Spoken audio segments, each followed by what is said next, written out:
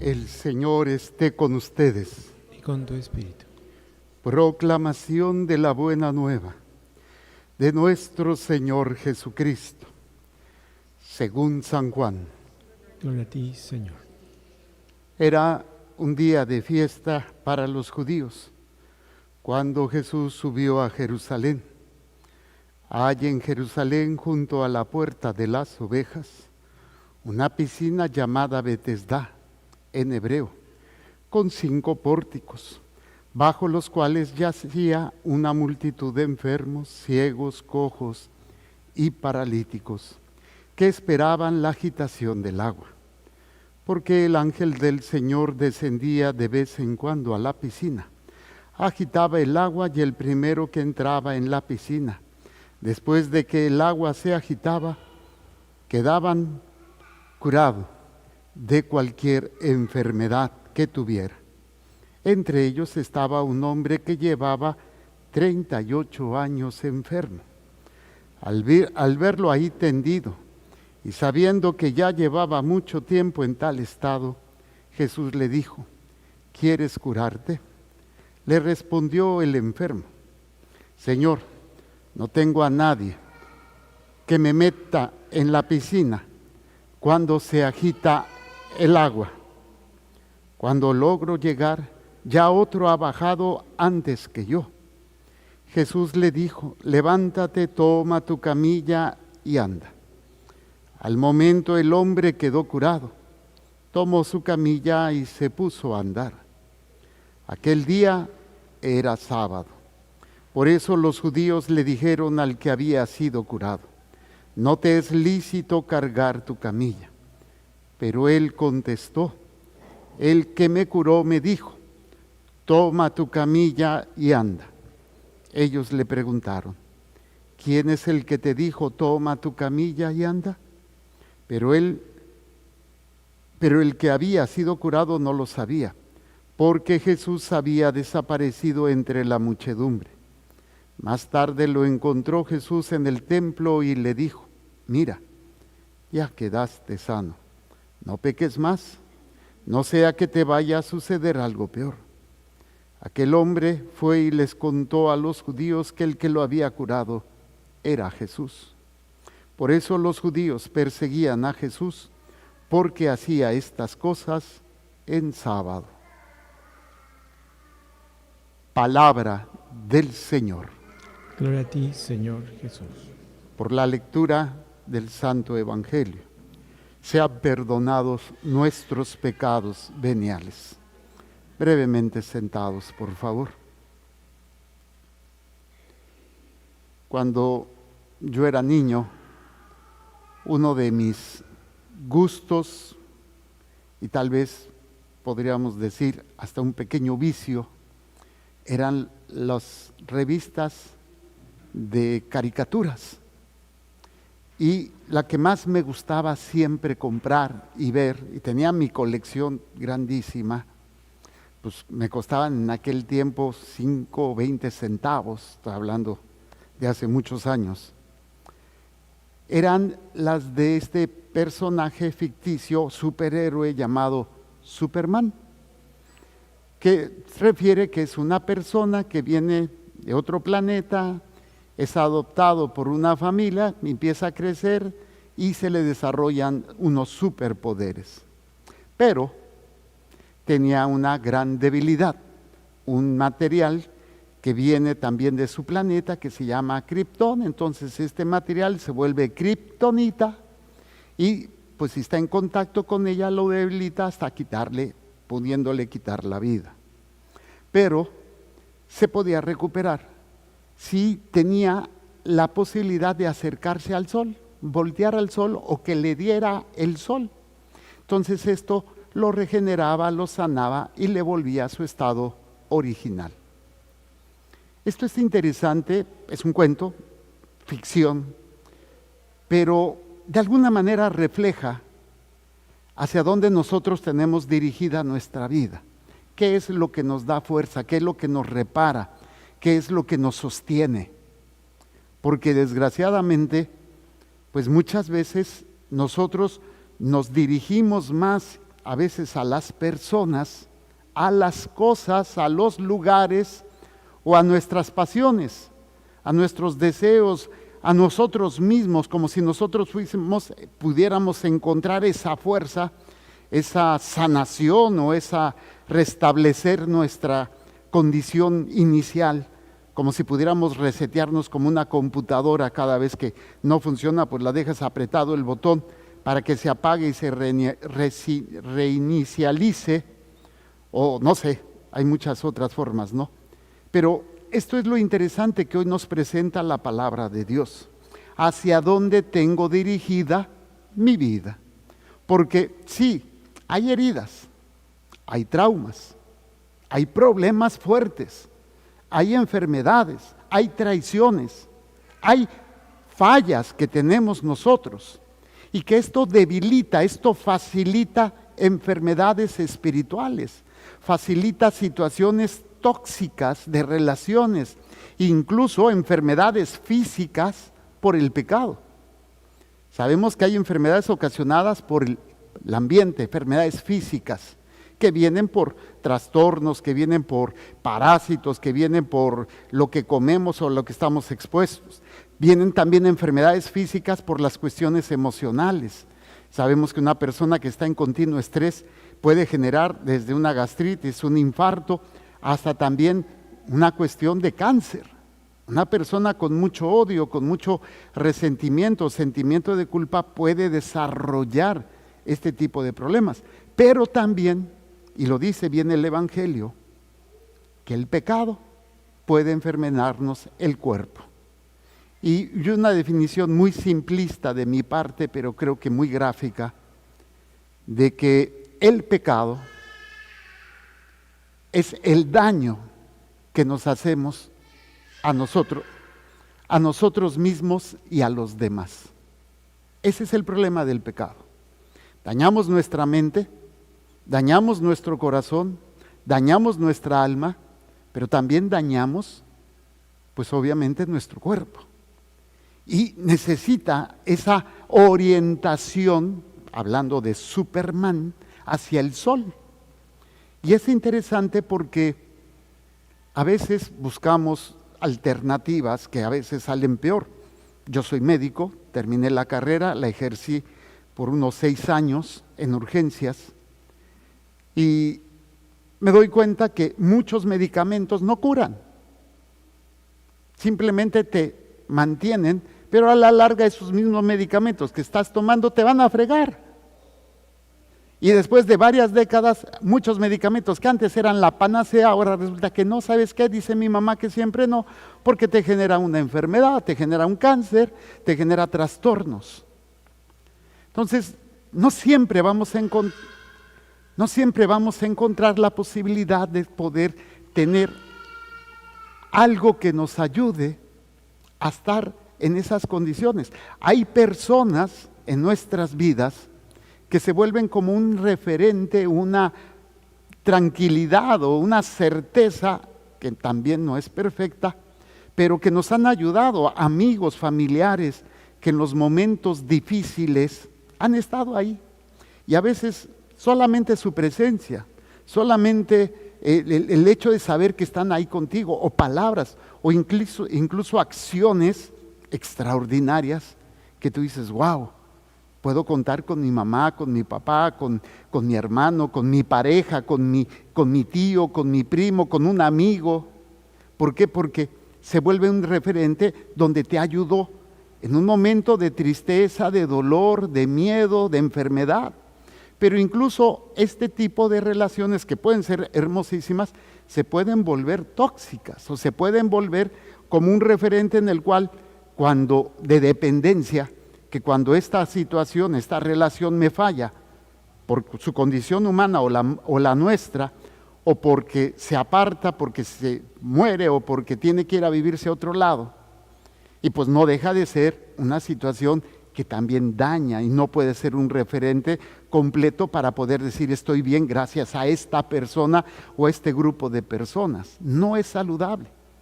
O cuando somos nosotros mismos la referencia, ¿no? Porque yo puedo, yo soy, yo esto, yo lo otro, Yo ataco mucho de una manera sana, pero muchas cuestiones de los coaching donde te hacen creer que tú eres la solución, tú tienes el poder, tú tienes esto, tú tienes... Y aunque sí hay muchas cosas que dependen de nosotros, no podemos ser ese referente para decir yo y yo, solamente yo para estar bien. Y así pudiéramos verlo con la salud, pudiéramos verlo con el trabajo. Cuántas gentes se sienten útiles, se sienten wow, porque pues el trabajo, hacen lo que les gusta, les pagan, les va bien. Pero luego viene una enfermedad, un accidente o la edad, y ya no lo pueden hacer. Y son desechados. O si no desechados, pues ya no puedes hacerlo por tu misma condición. Y ya no tienes esa fuerza, ya no tienes esa decir, pues es que esto es lo que me daba vida, esto es lo que me hacía sentir útil. Y ahora a veces nos sentimos inútiles conforme nos vamos haciendo viejos. Y viene la depresión y viene todo esto. Por eso me llama mucho la atención lo que nos refiere esta primera lectura, ¿no? Nos hace, versículos anteriores se está hablando de cómo el profeta es llevado a la zona donde van a estar los animales que van a ser sacrificados, que es la casa de los sacerdotes o el lugar donde los sacerdotes realizaban sacrificios de los animales para la cuestión de reparación o para la cuestión de perdón de los pecados, al estilo la cultura judía. Yo explicaba esto como una acción muy interesante, como cuando uno va a hacerse un jugo, por ejemplo de naranja. Tienes la naranja, la metes en el exprimidor y lo aplastas y sale el jugo, que es lo que te vas a comer. Entonces, en el atrio donde se realizaban los sacrificios, en ese atrio, el templo tenía que estar orientado, por eso se le llama oriente, o sea, se orientaba hacia el oriente, que es donde sale el sol, los templos. También nosotros antiguamente, las iglesias católicas eran construidas hacia el oriente, que significaba dirigir nuestra vida a Dios, y que sabemos por estas comparaciones que a Jesús se le dice el sol que nace de lo alto. Entonces, todo esto es para descubrir que podemos tener pequeños situaciones muy bonitas, muy hermosas, amistades, trabajo, salud, etcétera, pero que no pueden ser nuestro referente, no puede ser nuestra fuerza, nuestra sanación, como el ejemplo que ponía de Superman y la kriptonita y el sol. El pecado es nuestra kriptonita. El pecado y todo lo que hacemos es lo que nos va destruyendo. Y yo no puedo sanarme de eso, yo no puedo liberarme de eso. Necesito orientar mi vida hacia el sol que nace de lo alto. Las iglesias ahora ya no están con esta condición de ser construidas hacia el oriente. Y bueno, la tradición de la misa tridentina era precisamente estar orientados hacia Dios, el Cristo y el sagrario. Y se celebraba así. Yo antes así la celebraba, pero el obispo me dice, ya no quiero que lo hagas así. Y bueno, en obediencia. Pero sí pongo el crucifijo para recordar que toda mi acción es hacia Cristo, hacia Dios, el sol que nace de lo alto. Y me recuerda que es un sacrificio, donde esa sangre que es derramada como la de los animales, sirve para mi purificación. Pero ¿qué pasa cuando nosotros que nos decimos católicos, nuestra vida no está dirigida a Dios? Decimos que creemos en Dios, decimos que amamos a Dios, decimos que buscamos a Dios, pero nuestra vida no tiene esa dirección, no tiene esa fuerza. Tiene esa necesidad porque estoy enfermo, tiene esa necesidad porque tengo un problema, tiene esa necesidad, pero no mi vida orientada hacia Él. Esa es la pequeña gran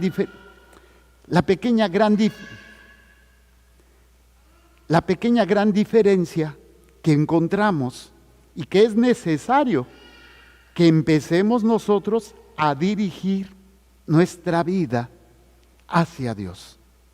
Y esto implica todo lo que hagamos, todo lo que realicemos. ¿Es difícil? Sí. Y aparte implica un esfuerzo, implica una disciplina, implica una constancia. Trabajo, estudio, hago, no hago. Y si la persona se acostumbra a dirigir su vida hacia Dios, pues va a tomar más conciencia del pecado. Y va a tener más fuerza para evitar el pecado. Pero cuando nuestra vida no está dirigida a Dios, pues solamente cuando lo necesito. Y mientras mi vida está dirigida a alguien, a algo, a lo que necesito, o a mis pasiones, a mis miedos, o a lo que yo quiero. Entonces, el primer momento es hacia dónde está dirigida mi vida. Y por eso nosotros, cuando estamos en misa, nuestra visión, nuestra vida está dirigida hacia Jesús Eucaristía. Y hay momentos en donde nos hincamos y lo adoramos. Y por eso lo recibimos en comunión de rodillas. Porque estamos diciendo, tú eres lo más grande que tengo. Eres la salud, eres la paz, eres la fuerza, eres el alimento. Lo eres todo. Pero no solamente cuando estoy con necesidad, sino en todo momento de mi vida. Y esto es algo que tenemos que trabajar. Y dejar de estar perdiendo el tiempo y empezar a orientar nuestra vida hacia Él. Entonces dice que lo llevó a la entrada del templo. Por debajo del umbral manaba agua hacia el oriente. Y el templo miraba hacia el oriente. Otra vez, hacia el oriente. El agua que sale del templo no es otra cosa más que la gracia de Dios. La acción que viene por poner tu vida hacia Cristo. ¿Y qué representa? En el sentido que yo les decía, del jugo. Es el exprimidor que va a salir el jugo para que tú puedas ser sanado, transformado, alimentado, liberado. Y también dar la fuerza para la lucha espiritual a la cual estamos enfrentando. Y que es necesario hacerlo. Dice entonces, el templo miraba hacia el oriente y el agua bajaba por el lado derecho del templo al sur del altar. Me hizo salir por el pórtico del norte y dar la vuelta alrededor hasta el pórtico que mira hacia el oriente. Y el agua corría por el lado derecho. Aquel hombre salió hacia el oriente, o sea, todo hacia el oriente. Y con la cuerda empieza a medir 1000 codos, me llega el agua hasta los tobillos. Otros 1000 hasta la rodilla, otros 1000 hacia la cadera. Y luego ya no podía pasar. Pero aquí hay un fenómeno raro.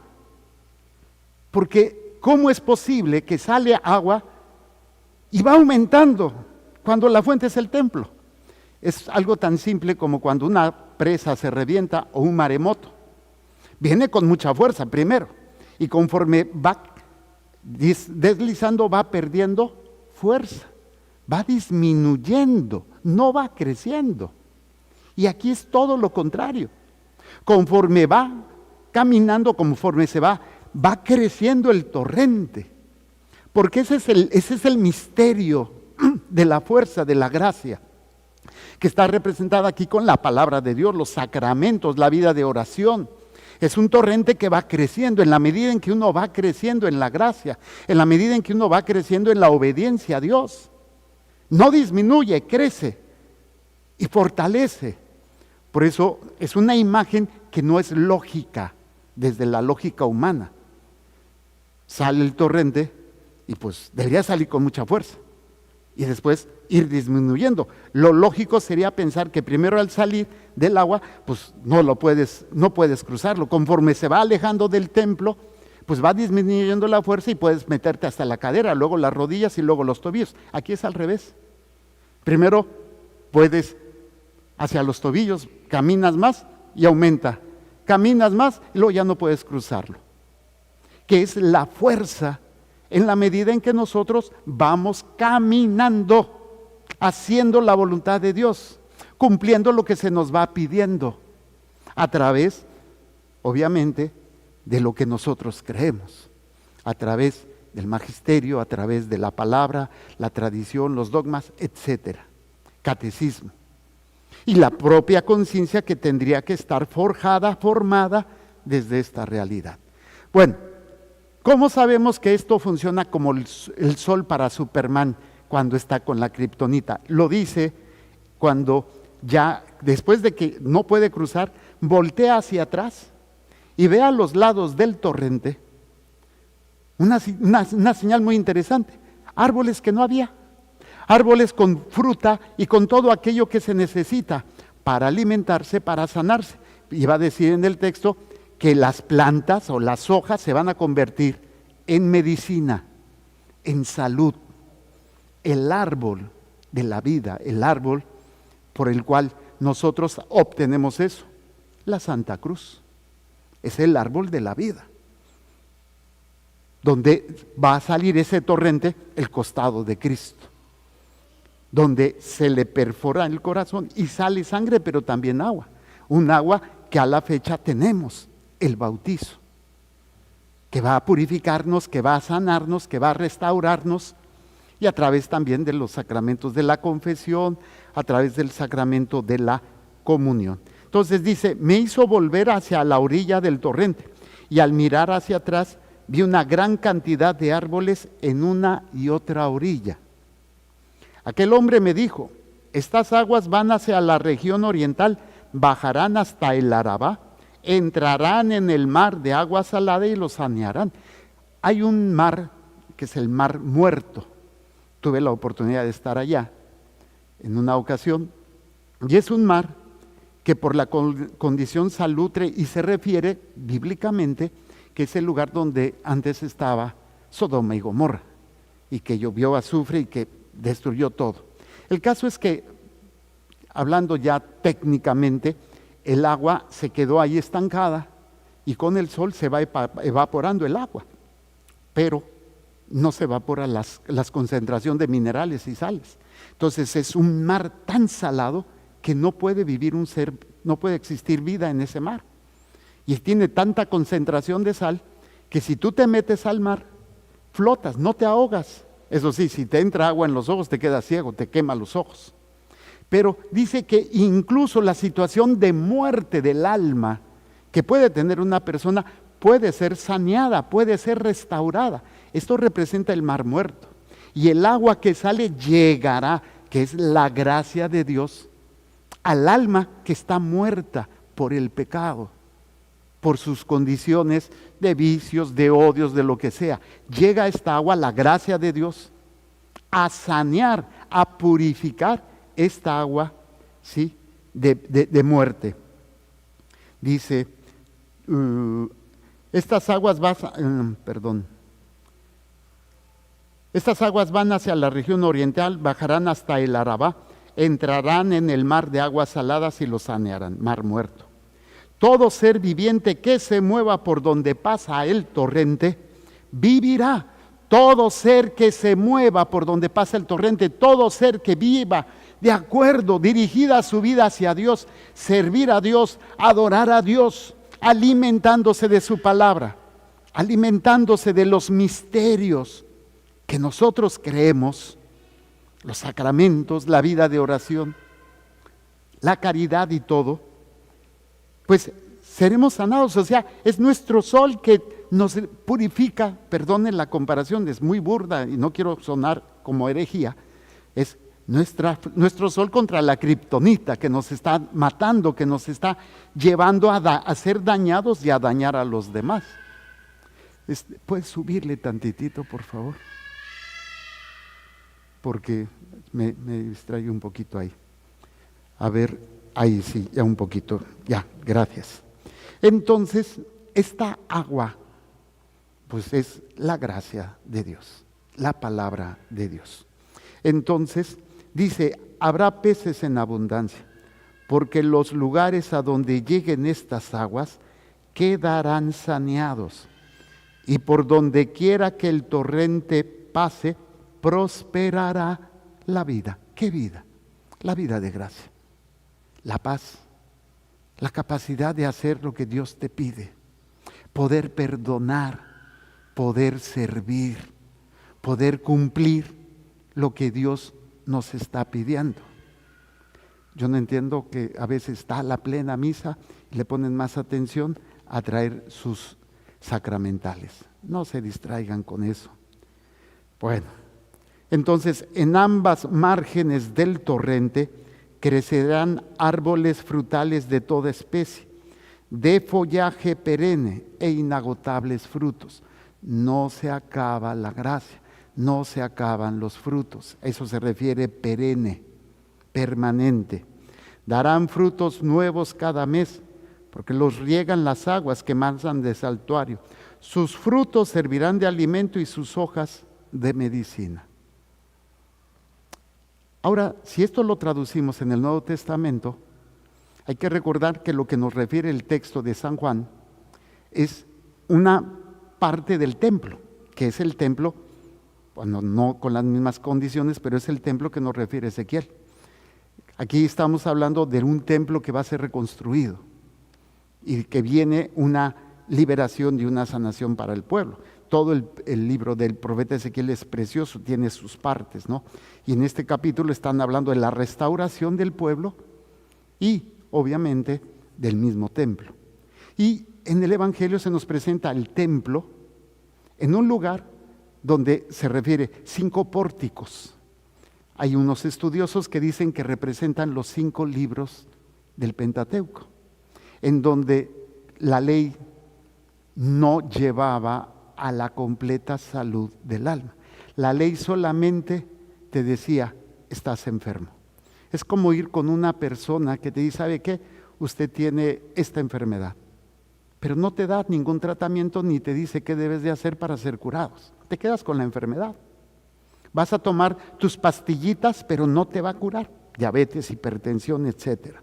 Entonces, el Antiguo Testamento, esos 5 pórticos, representa la condición de saber que estoy enfermo, pero no tengo la manera de estar sano. No tengo esta forma. Ahora, el agua,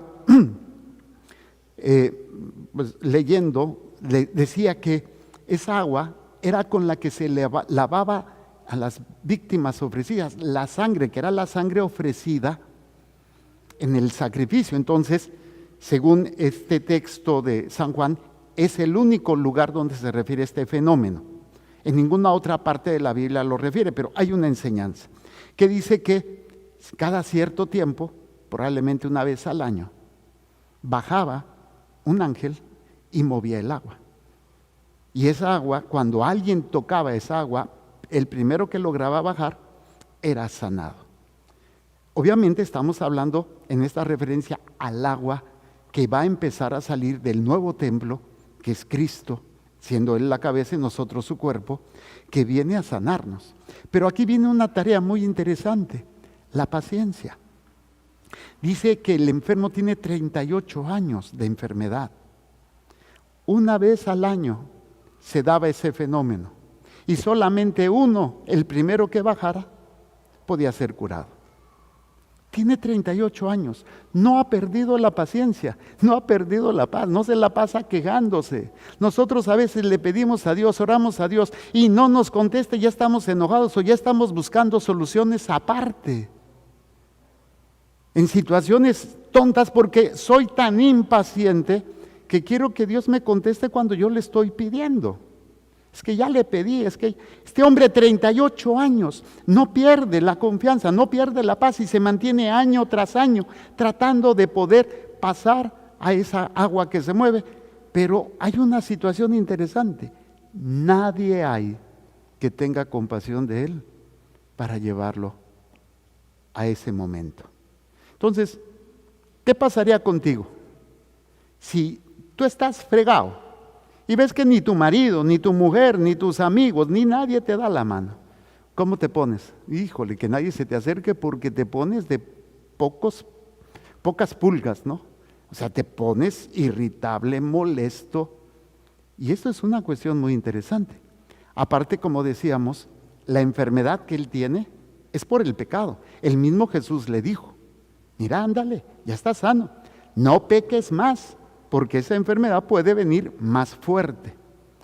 Pero lo interesante aquí es la lucha espiritual que también nosotros tenemos. A veces nos desanimamos porque pues, caemos en en un pecado, en otro pecado, una y otra vez estamos en el pecado. Y a veces decimos, ¿para qué me confieso? ¿Para qué hago esto si son los mismos pecados? Porque estás luchando por tu vida. Volviendo al ejemplo del torrente, Cuando una persona se está ahogando, esa persona en ese momento no piensa, si no sé nadar. Él se aferra a todo lo que puede y empieza a patalear porque quiere vivir. También es nuestra alma. ¿Por qué nos confesamos si cometemos los mismos pecados? Porque nuestra alma está luchando por no ahogarse, por no morir eternamente. Y no debemos desanimarnos. Tenemos que tomar conciencia de ello. El caso es que cuánta paciencia nos falta, cuánta humildad. Y precisamente tal vez, en parte es porque no está nuestra vida dirigida hacia Dios. No está dirigida. Y esto obviamente lleva situaciones tóxicas, destructivas para uno mismo y para tus seres queridos. Platicaba yo con una familia que están pasando por una prueba muy difícil y me decían, ¿hasta dónde debo yo de perdonar? Le digo, siempre, pero hay diferentes situaciones en el perdón. Una, perdonar no es olvidar. No se te va a olvidar lo que te hicieron, pero ya no vas a permitir, con la gracia de Dios, que eso te siga afectando. 2, no significa que estás de acuerdo con lo que se te hizo. 3, no significa que vas a permitir que te sigan haciendo lo mismo, pero desde la paz, no del coraje, no del odio. Pero cuando no lo tenemos, pues obviamente esta referencia de paz, este torrente se pierde y no somos capaces de poder vivir. Bueno, el caso es que este hombre no puede bajar porque está paralítico y aunque se arrastrara cuando llega, pues ya le ganaron. Y volverse a esperar 1 año y otro año y otro año, 38 años. Bueno, Jesús lo ve ahí tendido y que sabe que está con mucho tiempo en ese estado. ¿Quieres curarte? ¿Quieres curarte? Él no le responde enojado, molesto, simplemente, Señor, pues es que no tengo nadie que me baje. Está explicando el fenómeno de que se agita el agua y cuando alcanza a llegar abajo, ya llegó otro y le ganó. Y entonces el Señor le dice,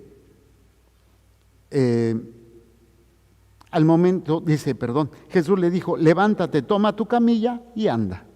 ¿Qué representa la camilla? Representa tu cuerpo, representa tu pasión, representa todo. Que ya no seas tú llevado por ella, sino que tú lleves toda esa situación que vas a cargar, porque no desaparece el mal que estás luchando. Y a veces vas a caer, pero tú ya vas a tomar el control. Tú vas a tomar esa camilla, que es tu cuerpo, y dirigirlo hacia donde debes de dirigirlo. La lucha va a seguir. Y si tú te descuidas, otra vez vas a caer en camilla. O sea, en pecado, en enfermedad y en muchas otras cosas que nos van arrastrando. Toma tu camilla y anda. Bueno, 3 momentos. Levántate, toma tu camilla y anda.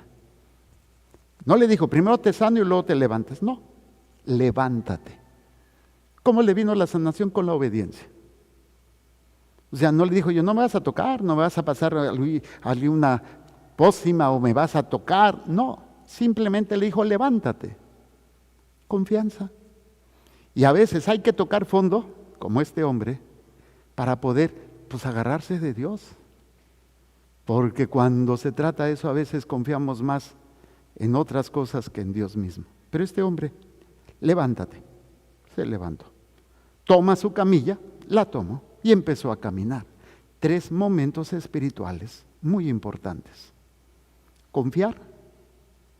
No me puedo quitar la condición de tentación, de prueba, de sufrimiento y algunas veces ni siquiera la enfermedad. O menos a lo mejor al marido que ya no la aguanto, o a la vieja que ya no la aguanto, o a la suegra, o yo no sé. Hay que cargarla, pero no permitir que eso dirija tu vida que no sea, a otra cosa que no sea Cristo, al sol que nace de lo alto. Y tercero, camina, o sea, dirígete hacia Dios. Carga lo que traes. Algunas cosas serás sanado, serás liberado, otras, pues no. Pero dirige tu vida a Cristo. Creo que en este planteamiento la palabra de Dios nos invita a que seamos conscientes que si no dirigimos toda nuestra vida, la kriptonita del pecado, de la soberbia, de la humana voluntad, nos va a seguir destruyendo. Y no solamente a nosotros, termina destruyendo a los que están con nosotros. Termina destruyendo, a veces arrastrando a esa muerte espiritual, a ese odio, a ese sinsentido, a esa enfermedad, depresión, no sé, tantas situaciones, y teniendo el sol que es la Eucaristía, la presencia real de Cristo en nuestras vidas. Batallamos aquí con la capilla para que la gente venga 1 hora a la semana, teniéndolo. No lo entendemos. Nuestra vida tiene que estar orientada hacia Él para poder funcionar como sus hijos. Hagamos un momento de silencio.